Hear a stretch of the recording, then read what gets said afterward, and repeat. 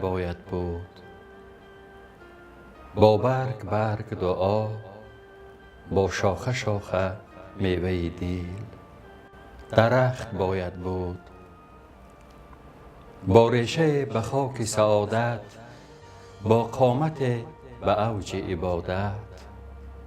درخت باید بود سرشار از حضور تلاوت، سرشار از قد قامت و قیام.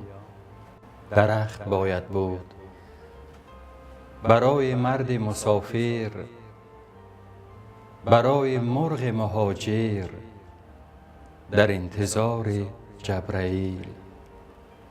درخت باید بود تا زندگی است جانب خورشید رو نمود، با آب و باد و آتش ایام خو نمود.